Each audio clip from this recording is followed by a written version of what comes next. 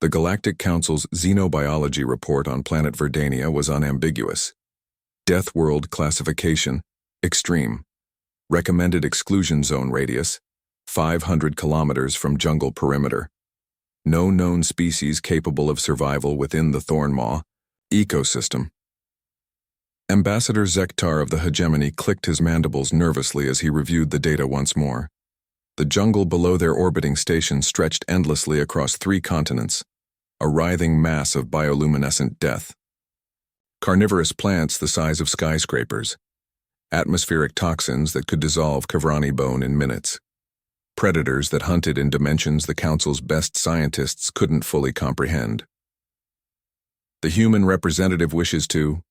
What? Zektar's translator unit struggled with the concept.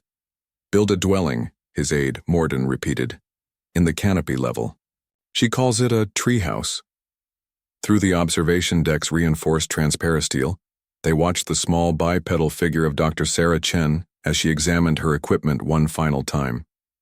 The human wore nothing but a simple environmental suit, laughably, inadequate by any civilized species' standards for approaching a death world. This is madness, muttered Vexara, the crystalline representative from the Sigma Collective. Her translucent form pulsed with agitated amber light. We've lost 17 research drones just scanning the outer perimeter. The biosphere actively hunts electronic signatures. Sarah's voice crackled through the comm system, tinged with what humans called excitement. Control, this is Chen. Beginning descent. The tree I've selected shows optimal branch distribution at 60 meters height. Should provide excellent structural support. The assembled aliens exchanged the equivalent of worried glances across their various sensory organs. They had been studying this jungle for 3 standard cycles, losing automated probes faster than they could deploy them. The ecosystem seemed almost intelligently hostile, as if the jungle itself possessed a malevolent consciousness that despised intrusion. Dr. Chen, Zektar activated his communicator. Our models show a 99.7% probability of termination within the first solar rotation. Perhaps you should reconsider. Oh, I read your reports. Sarah's voice came back, accompanied by the sound of her atmospheric cutter slicing through the entry portal of her descent pod. Real helpful, thanks. But you missed something important in your analysis. The pod dropped toward the green hell below like a metal tear. Long-range sensors tracked its descent until it disappeared beneath the canopy, swallowed by a living ceiling of thorns and poison. For 3 days, the Council maintained a vigil.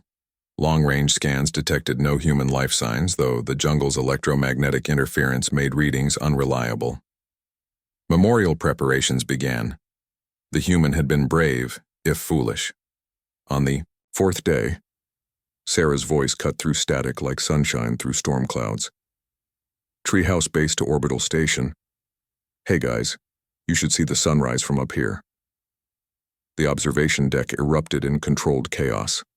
Sensor arrays swiveled, frantically trying to pinpoint the transmission source. Finally, a thermal imaging drone managed to penetrate the upper canopy. There, impossibly, stood a structure that defied every xenobiological prediction the Council had made.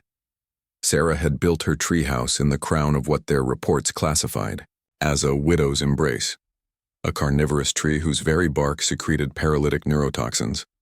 She had somehow convinced the massive organism to support a multi-level dwelling, complete with what appeared to be gardens? How are you still alive? Zektar transmitted, his voice cracking with disbelief.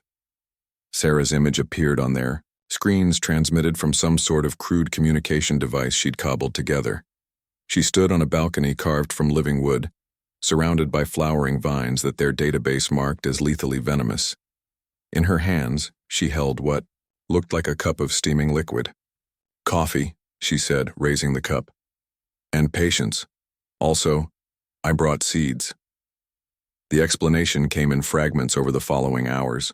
Where the Council had seen only death, Sarah had seen an ecosystem in desperate need of balance. The jungle's hostility wasn't malevolence, it was starvation. Centuries of isolation had created a feedback loop of hyperaggression, every species locked in an evolutionary arms race with no winners. So I brought earth plants, Sarah continued, gesturing to the impossible garden surrounding her dwelling. Tomatoes, beans, marigolds, basic companion planting.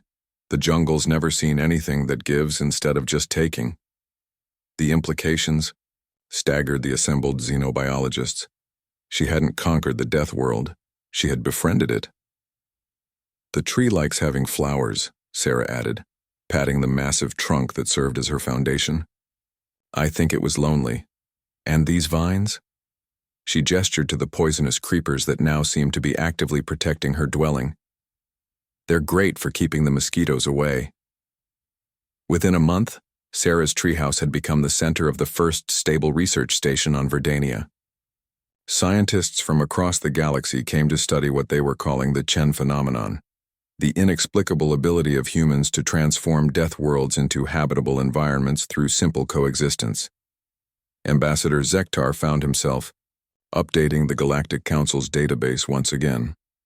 Under human behavioral patterns, he added a new entry. When faced with environments classified as uninhabitable, humans do not retreat or conquer. They garden. He paused, then added a footnote.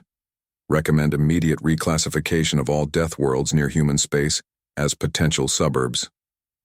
Far below, in her impossible treehouse, Sarah Chen sipped her coffee and watched alien sunrise paint the jungle in colors that had no names. Around her, a death world bloomed,